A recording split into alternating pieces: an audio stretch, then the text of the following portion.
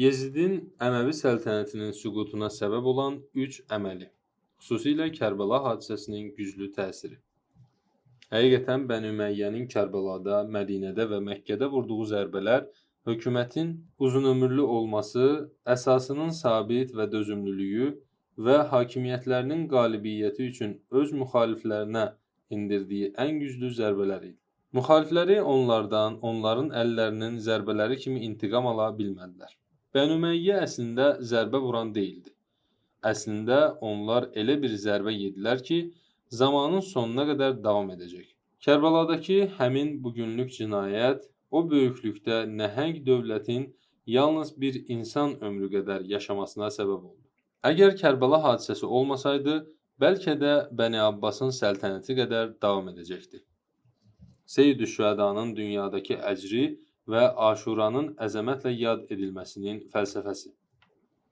Bizim tərəfimizdən insani hissləri oyatmaq və təhrik etmək keçmişdəkilərin həyat və tarixini mütaliə edən şəxslərə vacib olan ən müqəddəs işlərdəndir.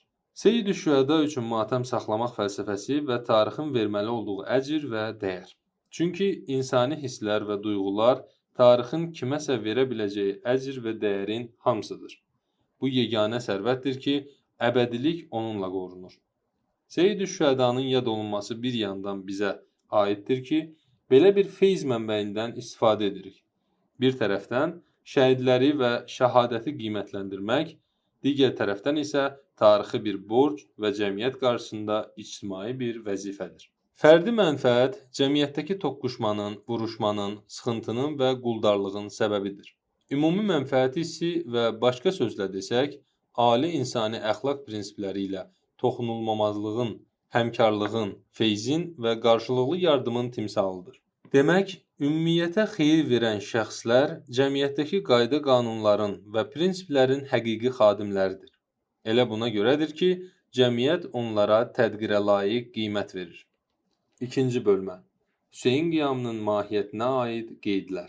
Belə bir bəhs vardır ki, Aşura hansı növ və hansı dərəcəyə aid hadisədir? İctimai baxımından məqsədsiz bir partlayış idimi? Zülmün təzyiqinin təsirindən və sıxıntının şiddətindən baş vermiş və yeri gəlmişkən mövcud vəziyyətə kömək edən bir çox partlayışlar kimi, körtəbii partlayış kimi, yaxud mövcud vəziyyətə uyğun hərəkatın təsir və nəticələrini düşünərək, şuurlu surətdə qəbul edilmiş bir qərar idimi? İkinci fərziyyəyə əsaslansaq, müqəddəs bir qiyam, hərəkat və inqilab idi, yoxsa şərəfli bir, müqəddəs bir müdafiə? Yəni, bu qiyam hücum idi, yoxsa müdafiə? Görəsən, bu qiyam imam tərəfindənmi başladı və dövrün hökuməti isə onu yatırmaq istəyirdi, yoxsa o dövrün hökuməti tərəfindən təcavüzə uğradı və sükut etmək və təslim olmaq əvəzinə şərəflə özünü müdafiə etdi? Başqa sözlə desək, görəsən burada təqva keyfiyyətindən nəsə var idi və ya can vermək həddində böyük bir təqvanın göstəricisi idimi, yoxsa bir ehsan, üsyan və müqəddəs bir qiyamın göstəricisi idi? Yəni, özünü qorumaq və isbat etmək növündən idi, yoxsa əks cəbhəni inkar etmək növündən? Birinci fərziyyəyə əsasən, bu hərəkat labüd, ictimai və prinsipial məqsədlərə malik idi. İkinci fərziyyəyə əsasən isə öz şərəfini və insani heysiyyətini qorumaqdan başqa məqsədi yox idi. İbtidai qiyam və inqilab baxımından isə sual yaranır ki, bu inqilabın əsas mənşəyi sırf Küfə cəmaatının dəvəti idimi? Yəni, əgər Küfə cəmaatı dəvət etməsəydi, qiyam etməyəcəkdi və təbii olaraq Küfə cəmaatının gerilədiyindən xəbərdar olduqdan sonra bir kənara çəkilib sakit qalmaq qərarını mı verəcəkdi? Yoxsa Küfə cəmaatının dəvətindən başqa bir əsas və mənşə vardır? Yəni, əgər fərz etsək, Küfə cəmaatı dəvət etməsəydi, o yenə etiraz və müxalifət fikrində idi və hətta canı bahasına olsa belə edəcəkdi. Kərbəla hadisəsi cərəyanında müxtəlif amillər rol oynamışdır. Yəni, imam üçün bu işdə çoxlu səbəblər mövcud olmuşdur. Bu cəhət isə bir tərəfdən bu qiyamın mahiyyətini açıqlamağı və izahını çətinləşdirir. Çünki imamın hərəkətləri bəzən xüsusi bir amilə bağlı, bəzən də digər amilə bağlı olmuşdur. Bunlar fikir yürüdənlərin çaşbaş qalmasına və ziddiyyətli fikirlər yürütməsinə səbəb olub. Digər tərəfdən isə qeyd olunan səbəblər bu qiyamı çoxşaxəlidir və əslində bu şaxələrin hər birinin özünə xas olan mahiyyəti vardır.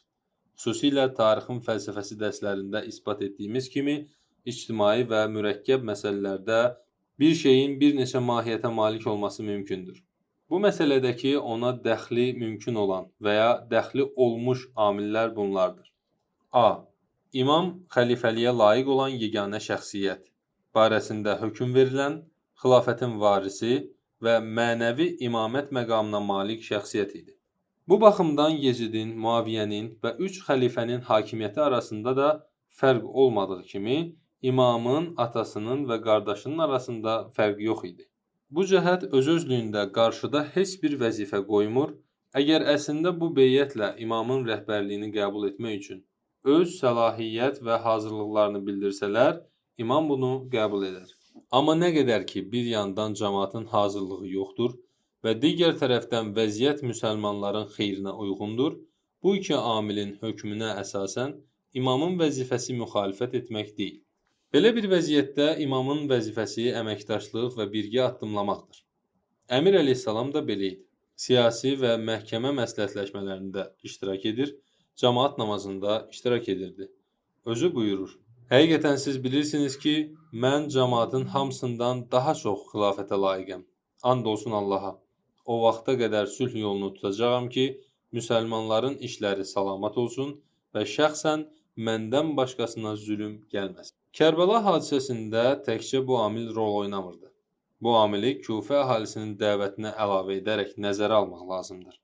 Çünki cəmaatın dəvət amili başqa şey üçün yox, yalnız hakimiyyəti ələ almaq üçün idi. Demək, bu amil ayrı və müstəqil bir amil deyil və o amilin nəzdində qeyd olunmalıdır. B.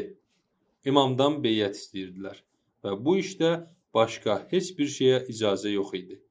Yezid yazır: Beyyət imza atmaq, qəbul etmək və təsdiqləmək demək idi. C variantı. Kufə cəmaatı imamın beyyətdən imtinasından sonra onu dəvət etdilər və ona kömək etmək, xilafəti ələ almağı və rəhbərliyə sahib olmağı üçün kömək etməyə hazır olduqlarını bildirdilər. Dalbadal məktublar gəldi və imamın qasidi də cəmaatın hazır olduğunu təsdiqlədi. D variantı. İslamda əmr bil məruf və nəhyəs münkər adlı bir prinsip var. Bu prinsip xüsusilə iş xırda məsələlərdən yuxarı qalxanda, haramlar, halal və halallar haram hesab ediləndə, bidət əmələ gələndə, ümumi hüquqlar pozulduqda və zülm çoxaldıqda xüsusi əhəmiyyət kəsb edir. İmam dəfələrlə bu prinsipə əsaslanırdı. Bir yerdə buyurur: Həqiqətən mən əylənmək, zülm və fəsad törətmək üçün çıxmamışam. Ona görə çıxmışam ki, babamın ümmətində islahat aparam. İstəyirəm, əmr bil məruf və nəhyəz münkər edərək babamın və atamın yolu ilə gedəm. Beyyət amilinə gəldikdə, İmam öldürülməyə razı idi, amma heç bir vəcihlə beyyətə razı deyildi. İmam bu baxımdan vəzifəsi yalnız imtina etmək. Bu vəzifəni ölkədən çıxmaqla, İbn Abbasın təklif etdiyi kimi, dağ-dərəyə sığınmaqla, hətta izlənməklə də yerinə yetirə bilərdi. Başqa sözlə desək, imamın bu baxımdan metodu hər hansı bir formada, lap ölkədən çıxmaq, hətta öldürülmək sərhəddinə çatmaq bahasına olsa belə, tabi olmaq mənasında bir şey deyil. İmamın beyyət istəmək amili müqabilindəki üslubu hakimiyyəti əldə etmək imkanına malik olmaqla və hətta öldürülməklə də məhdudlaşmır.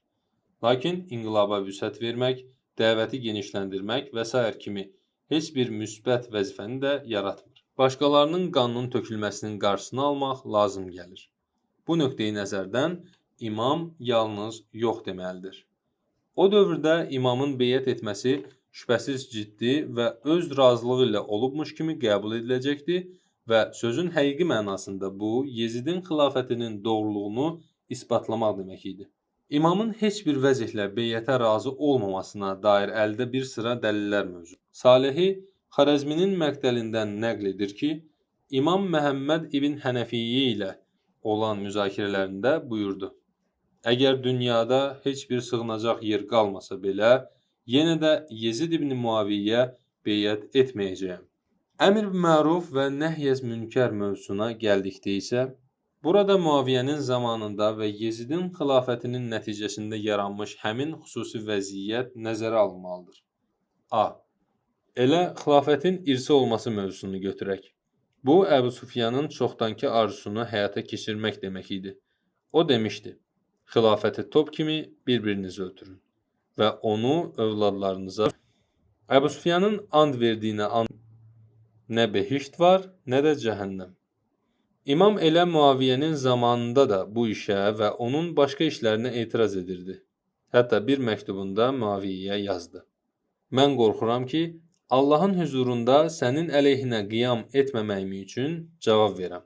İmam Muaviyyənin zamanında elə işlər görürdü ki, onun üsyan niyyətində olması məlum olurdu. Burada bir mətləb var və o da bundan ibarətdir ki, bu cür qiyamlar və hətta istənilən əmr-bil-məruf və nəhy-əz-münkərlər ibadətə aid bir vəzifə deyil ki, biz nə vaxt bir pis iş görsək, rədd edək və işin təsiri ilə nəticəsi barədə düşünmək barədə fikirləşməyək. Əksinə, belə işlərdə təsir ehtimalı və ya nəticəyə xatircəmlik olmalıdır. Yəni, bu iş o növ işlərdəndir ki, işin nəticəsini təmin etmək onu başlayan şəxsin öhdəsindədir. Əks təqdirdə gücü lazımsız yerə xərcləyərək hədər etmiş olur. İmamın öz işinin nəticəsinə inanması məsələsi öncə dediyimiz mövzuya aiddir. Yəni, imamın əmr-ül-məruf və nəhy-əz-münkər amili baxımından məntiqi, inqilabçı məntiqi, şəhid məntiqi, qan tökməsi və inqilabın yayılmasının tərəfdarının məntiqi idi. Onun bir peyğamı və deyəcəyi vardı və istəyirdi öz sözünü qanla yazsın ki, heç vaxt pozulmasın. İmam öz işinin nəticəsinə və özünün hədər getməyəcəyinə inanırdı. Bir neçə dəlilə əsasən. A. Rəyaşinin dediyinə əsasən bir şəxsin cavabında buyurdu. Bunlar mənim üçün qorxu yaradıblar və bunlar indi məni öldürməyi qərara almış küfəlilərin dəvət məktublarıdır. Əllərini mənim qanıma buladıqlarına və etmədikləri bir haram qalmadıqlarına görə Allah onlara elə bir şəxsi hakim edər ki, hamısını qırıb çatar və onlar qadın əskisindən də dəyərsiz bir hala düşərlər. C variantı. Aşura günü öz əhl-i beytinə xitabən buyurdu. Özünüzü bəlaya hazır edin və bilin ki, Allah sizi qoruyan, sizi düşmənlərdən xilas edəndir. O, düşmənlərinizi növbə-növ bəlalarla cəzalandıracaq. D variantı. Ömər Sədə buyurdu. Vallahi, rey mülkü sənə nəsib olmayacaq. Görürəm ki, Kufə uşaqları meyvə ağacına daş atan kimi sənin başına daş atırlar.